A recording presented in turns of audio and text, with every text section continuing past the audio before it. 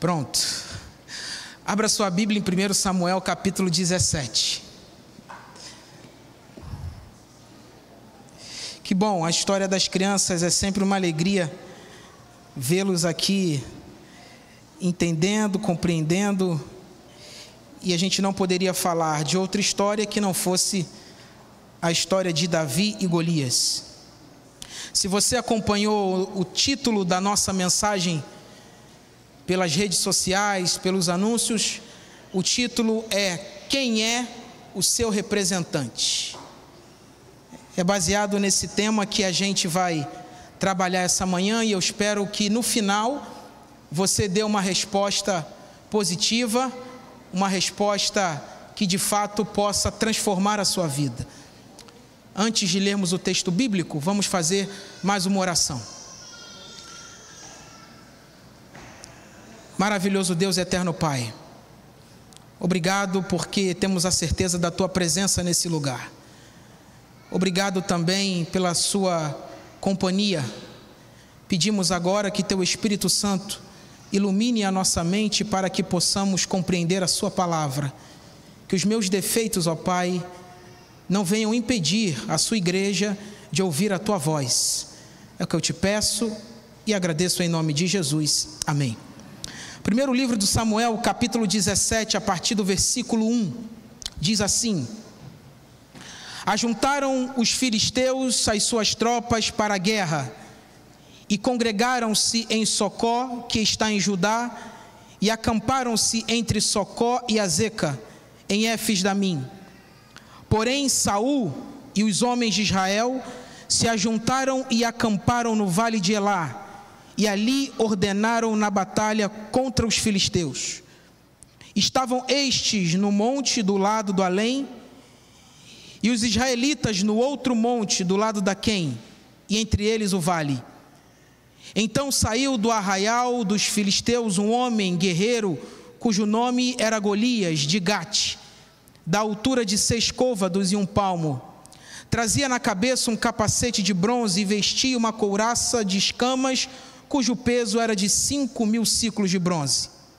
Trazia caneleiras de bronze nas pernas e um dardo de bronze entre os ombros.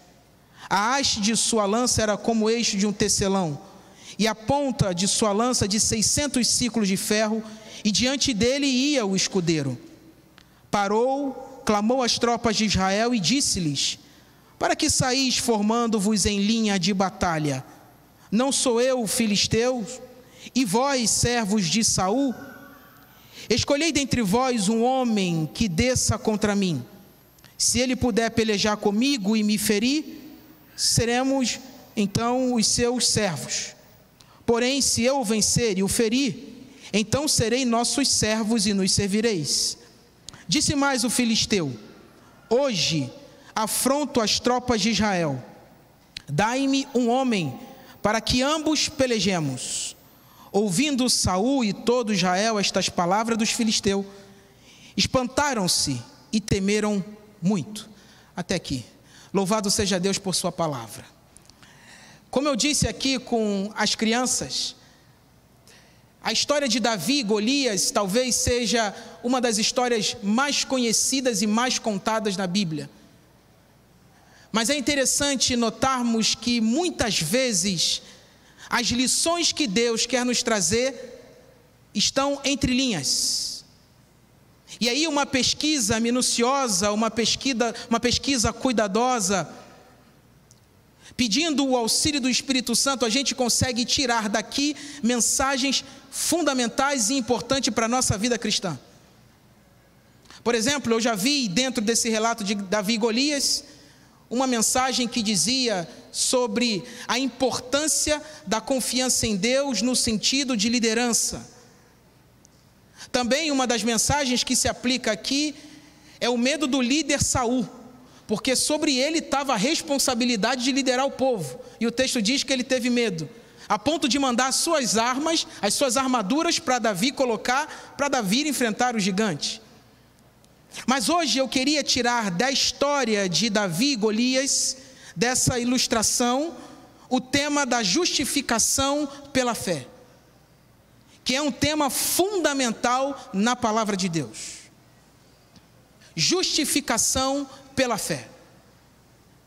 Se observarmos um detalhe no texto, nos versos 8 e 9, por favor, nós encontramos aqui a proposta de Golias em relação ao conflito, em relação à guerra.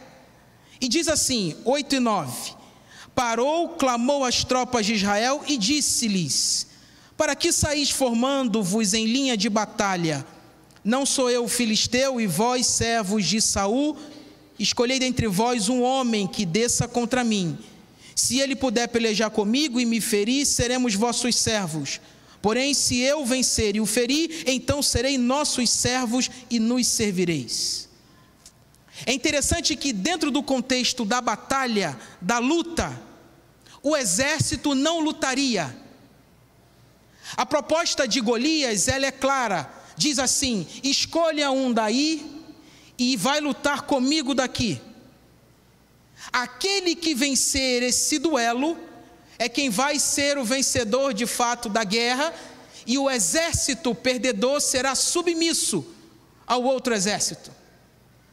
Isso quer dizer o seguinte, que a vitória do exército se daria não pelo desempenho do exército em si, mas pelo desempenho de quem?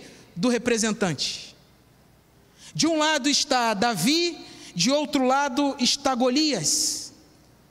Quando nós enxergamos dessa maneira, a gente fica entendendo de forma clara que, dependendo de como o representante iria desempenhar o seu papel, aquele exército seria um perdedor ou um vencedor. Quando nós olhamos para a história da raça humana, a gente vê que nós já nascemos com um representante natural. E o nome dele? Adão. No Éden, Deus faz um concerto, uma aliança com Adão, baseado na obediência. E você conhece o texto. Gênesis capítulo 2, ali a partir do verso 15, 16, 17. Deus chega para Adão e fala assim: Adão, agora que você está aqui no jardim, perfeito, nas melhores condições possíveis, você pode experimentar de tudo, você vai ter o controle sobre tudo, você vai ser um mordomo, mas aqui, no meio do jardim, tem uma árvore do conhecimento do bem e do mal. Dessa árvore, Adão, você não pode comer esse fruto, porque se você comer, você vai morrer. E a condição vai ser que todos aqueles que vierem depois de você terão a natureza, a condição de pecadores. Essa foi o pacto, a aliança que Deus fez com Adão, baseado na obediência. E você sabe o que aconteceu? Adão e Eva, então, comem do fruto, desobedecem aquilo que Deus tinha falado, e a consequência é que todos agora, a partir de Adão, nascem numa condição de pecado. Nós não herdamos a culpa de Adão. Seremos culpados pelos nossos atos, pelas nossas escolhas. Mas a condição de pecado, ela é inerente ao ser humano.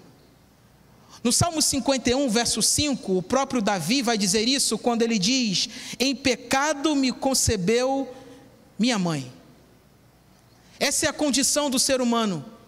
E uma vez que o ser humano nessa condição, ele nasce, ele então é separado de Deus. E aí vem a grande pergunta: como resolver esse problema?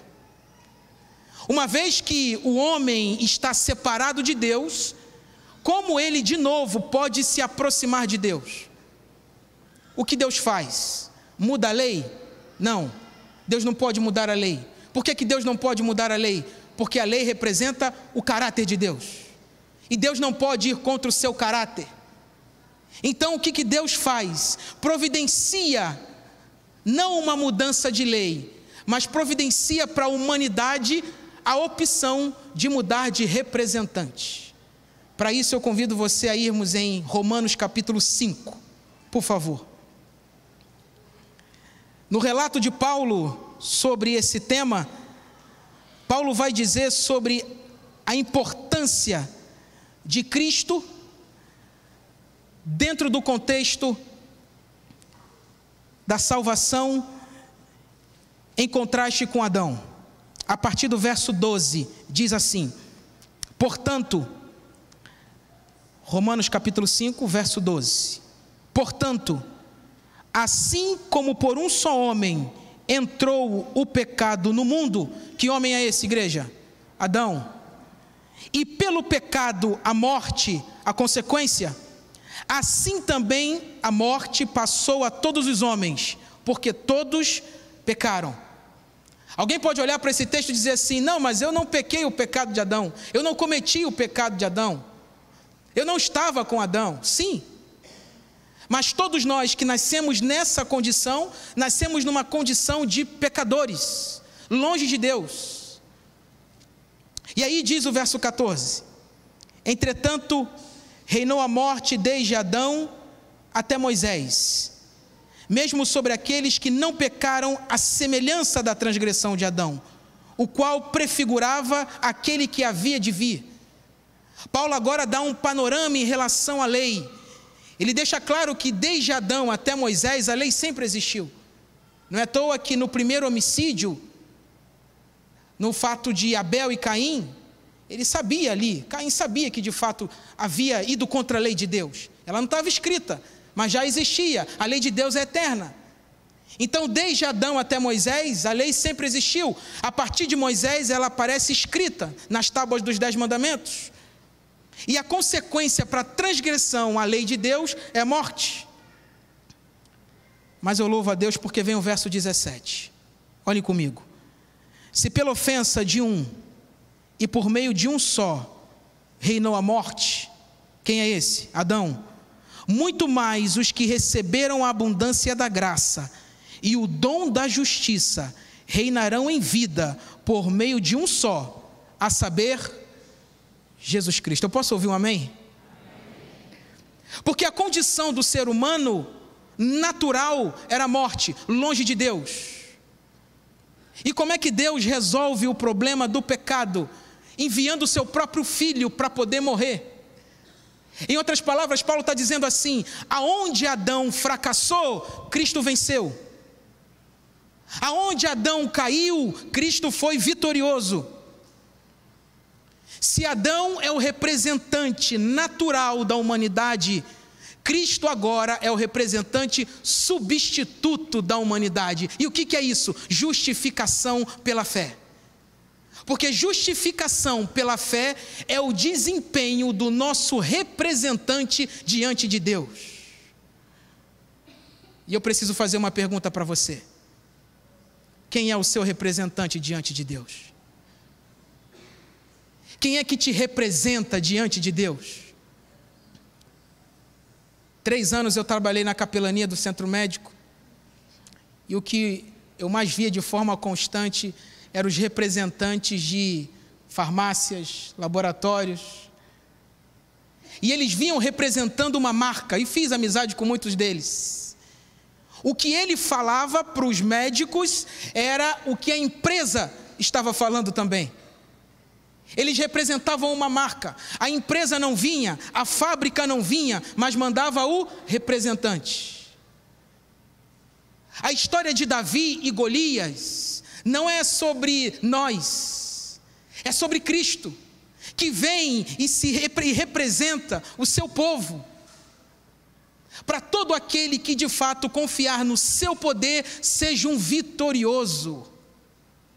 Davi ali está representando um tipo de Cristo, aquele que vem e vence as lutas que nós não conseguimos vencer. O que é isso? Justificação pela fé.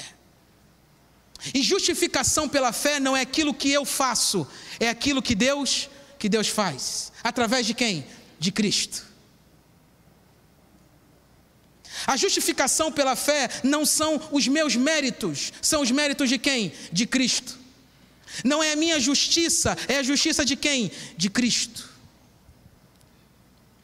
Justificação pela fé é o desempenho do nosso representante diante de Deus.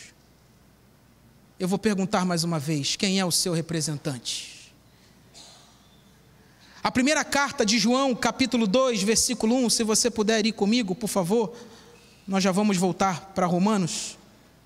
Primeira carta de João, capítulo 2, versículo 1, um verso muito conhecido também da Bíblia.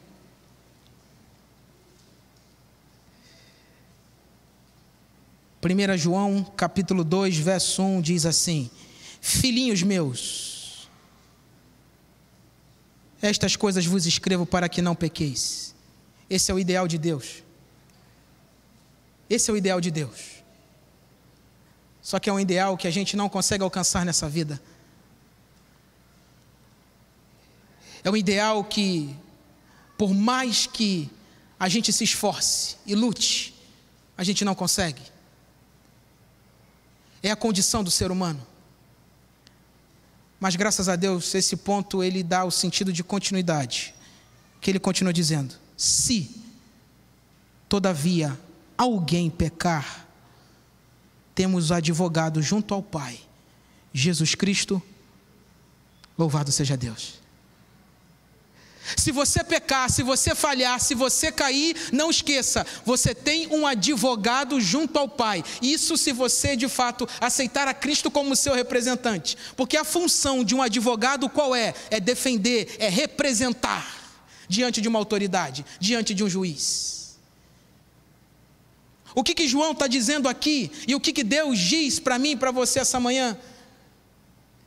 Que apesar dos nossos erros, das nossas falhas, das nossas quedas, se Cristo for o nosso representante diante de Deus, se Cristo de fato for aquele que representa você diante do Pai, você é justificado, você é perdoado. Deus oferece a justiça de Cristo para o crente, porque a justiça de Cristo é a justiça de Deus. E Deus justifica o pecador através da justiça de quem? De Cristo. A natureza do pecado, ela é tão triste, tão voraz, que o pecador não consegue resolver esse problema sozinho. Tem que ser necessário uma intervenção direta de Deus. E qual é o nome dessa intervenção? Justificação. Justificação é você ser declarado justo, não pelos seus méritos, não pelas suas boas ações, não pelas nossas boas obras. Justificação é aquilo que Deus faz. E quem recebe a justificação tem paz com Deus. Quer ver só? Romanos capítulo 5, verso 1. Olha que texto bonito. Romanos, capítulo 5, verso 1. Justificados, pois, mediante a fé. Temos o quê? Ou seja, a justificação, o perdão, a aceitação de Cristo a mim, pecador, vai produzir em mim a paz. Enquanto o pecado traz a culpa, o medo, o temor, a justificação, o perdão de Cristo me traz a paz. A paz com quem? Com Deus. E isso é mediante a fé, ou seja, a fé é um instrumento, é o veículo. Um professor na faculdade dizia que fé é você não ter nada nas mãos, querendo se apegar a algo. Fé é você não ter nada nas mãos e você dizer assim: Jesus, por favor, eu preciso te alcançar. Eu preciso trazer o Senhor para perto, me ajuda. Fé. E aí Paulo continua dizendo: temos paz com Deus por meio de nosso Senhor Jesus Cristo. O resultado da justificação é a paz com Deus. E a partir do momento que eu tenho paz com Deus, que eu estou em paz com Deus, isso significa que agora a minha vida também vai refletir essa paz. A justificação é como se fosse a raiz de uma árvore, você não vê. E a santificação é como se fosse os frutos dessa árvore. Você vê. Elas não são antagônicas, pelo contrário, elas andam juntas. E a partir do momento que eu tenho uma raiz de qualidade, que eu entendo de fato o que Cristo fez por mim, isso produz na minha vida frutos de paz, de obediência, de amor. Cristo nos atrai através da sua graça. A história de Davi e Golias é a história de um representante que vence pelo povo. Lá no verso 52 do capítulo 17 de 1 Samuel, vai dizer que o exército de Israel saiu atrás dos filisteus. Mas eles já saíram quando a vitória já estava garantida. O representante já tinha vencido por eles. O representante já tinha dado a vitória para eles. Da mesma maneira, quando você se apropria de fato da justificação, do perdão de Cristo, isso significa que agora Ele fez tudo. E a nossa parte é permanecer nele, como diz João capítulo 15. O próprio Cristo diz assim: você quer ter a vida eterna? Então caminha comigo, permaneça em mim, e aí a sua vida vai ser uma vida de bons frutos. A nossa salvação ou a nossa perdição só depende de uma coisa: quem é que você tem como representante diante de Deus? Se alguém se perder, vai ser porque não aceitou a Jesus como seu Salvador. Se alguém perder a vida eterna, vai ser porque não aceitou Cristo como Salvador e Senhor da sua vida.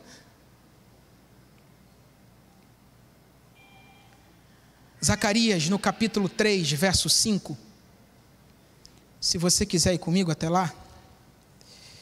Ontem, fazendo aqui a mensagem, relendo algumas coisas, quando eu cheguei nesse texto,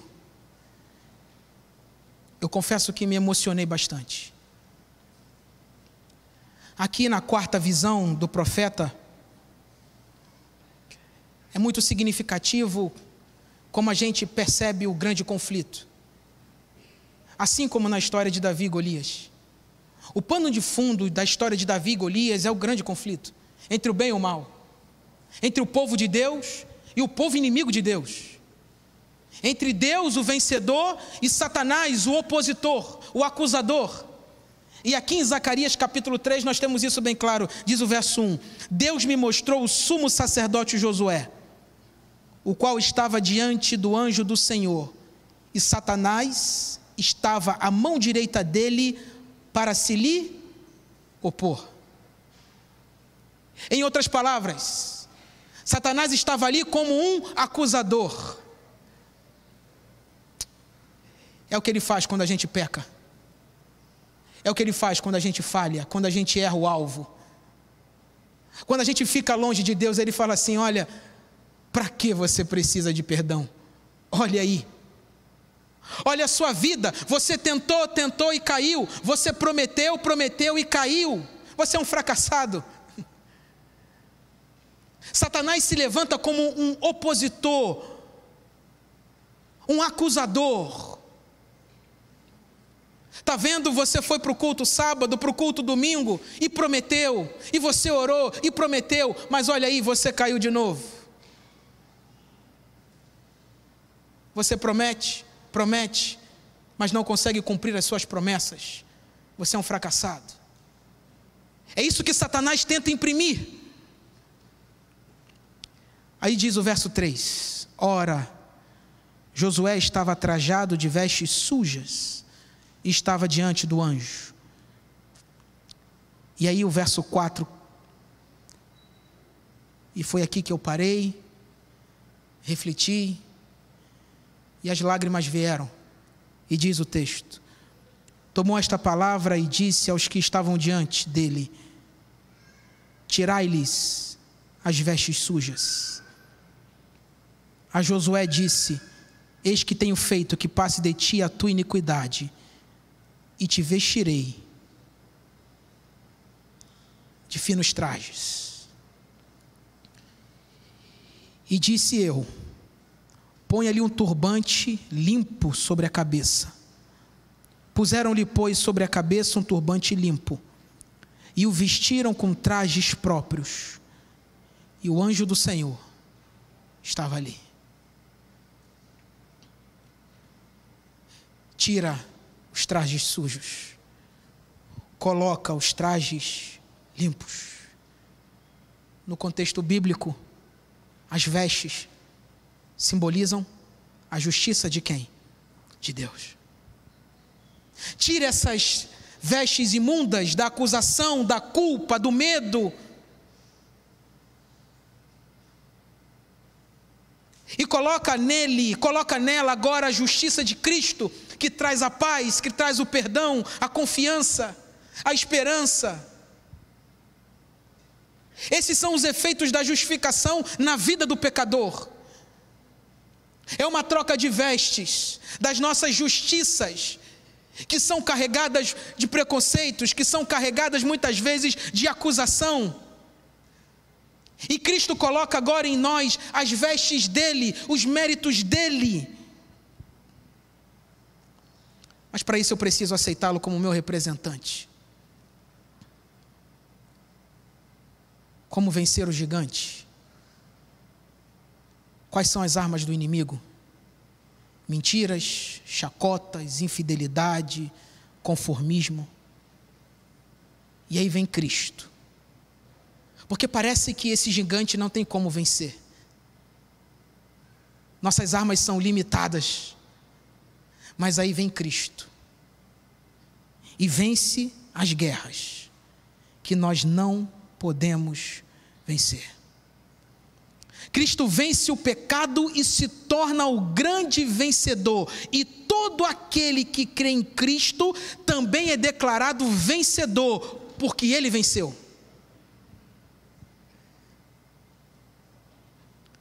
Não é a nossa conduta perfeita que vai nos salvar. É Cristo. Isaías chega a comparar as nossas justiças como trapo de imundícias. Não serve. Porque o que Deus requer é a obediência perfeita. E quem consegue obedecer perfeitamente? Então, somente a graça de Cristo, somente a justificação pela fé, mediante aquilo que Cristo fez, para que os méritos deles, os méritos de Cristo, sejam colocados em nós. E Deus então diga assim: você está salvo, você está perdoado por aquilo que Cristo fez. Quem é o seu representante nesse grande conflito? Talvez você tenha lutado dia após dia. Talvez só você saiba o que tem passado. As crises, os conflitos existenciais, coisas que se os outros soubessem, você diria: meu Deus, estou perdido.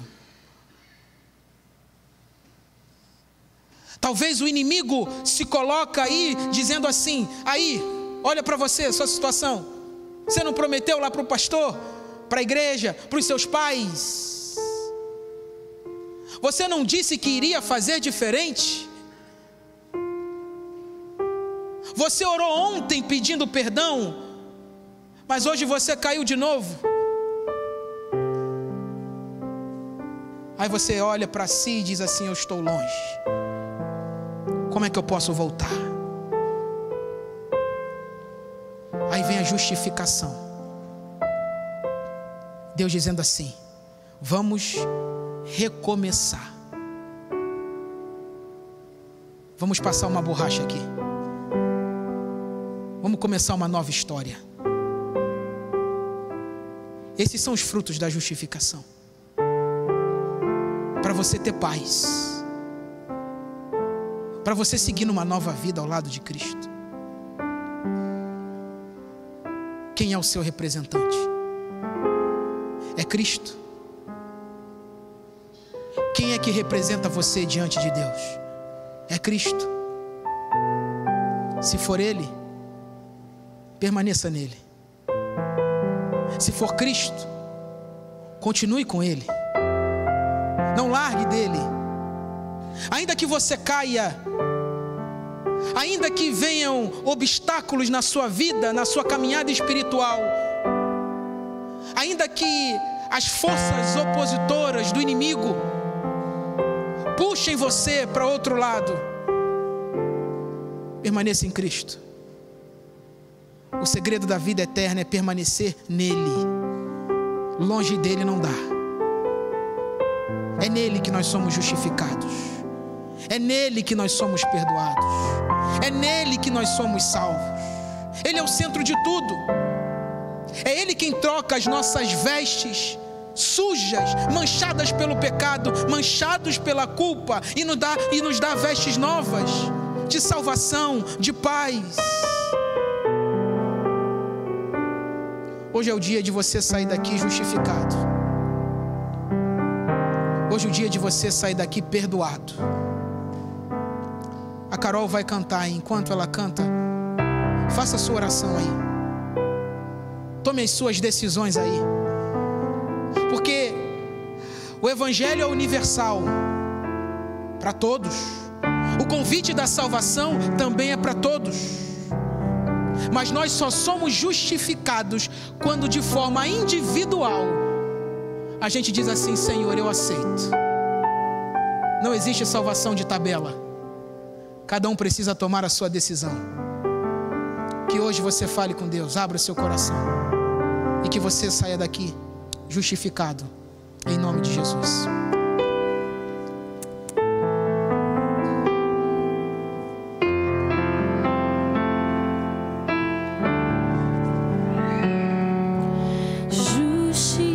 Justificado é ser declarado justo, embora eu não seja. Justificado é ser colocado no nível de Cristo Jesus. Eu, por sua graça, recebo de graça seus méritos, sua justiça. E Deus me ama como ama seu filho, pois nele eu fui morto na cruz, justificado por meio da fé. Tenho paz, doce paz com meu Deus. Nada mais me condena,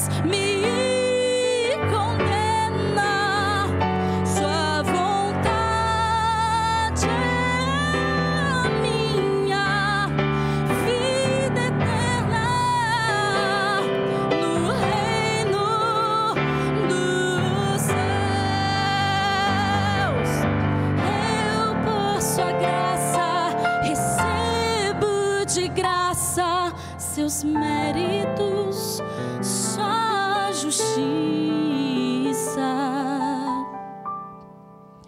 Justificado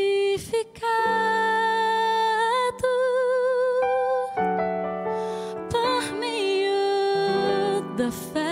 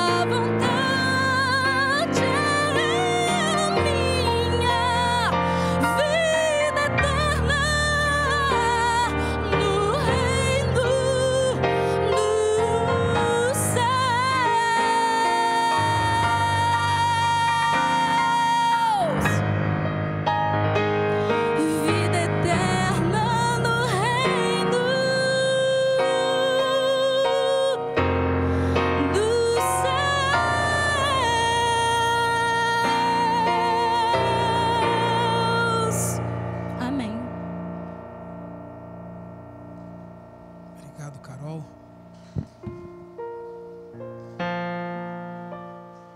Davi foi lá como representante e venceu. Cristo veio aqui, também venceu. Se você crer nele, ele te faz um vencedor. Justificação nada mais é que, imagine que você tem uma dívida impagável no banco e vem alguém e acredita na sua conta e diz assim: agora você não deve mais nada. Além de pagar a dívida, ainda coloca um saldo, dizendo assim: vá em paz.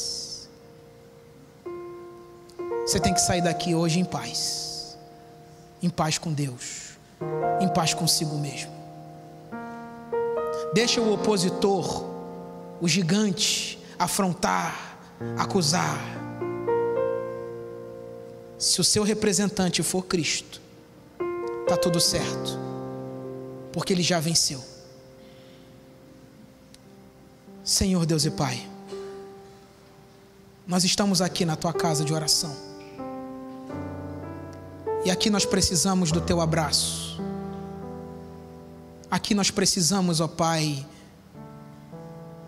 ter a certeza de que fomos perdoados, de que fomos justificados. E nós nos agarramos à fé. E a fé não vem pela ciência, não vem pela natureza. A fé, como diz Romanos 10:17, vem por ouvir a palavra de Deus. E nós nos agarramos pela fé, pela palavra. E essa fé é o instrumento, o caminho, o veículo que nos aponta a Cristo. E quando encontramos Cristo, encontramos o perdão, encontramos a justificação, encontramos um novo começo. E nós estamos aqui essa manhã para pedir que o Senhor nos perdoe, nos justifique e nos salve para o teu reino, para que a nossa vida seja uma vida de bons frutos, uma vida santificada, uma vida que de fato seja superlativa, uma vida abundante, uma vida cheia de paz. Por favor, Pai, abençoa os meus irmãos, para que todos saiam daqui com a certeza da paz de Cristo Jesus. Muito obrigado, porque Cristo veio a esse mundo e se entregou por nós. Nós não merecíamos, ó Pai, mas o Senhor foi misericordioso. Que o Senhor seja o nosso representante. É o que nós te pedimos e te agradecemos, em nome de Jesus. Amém.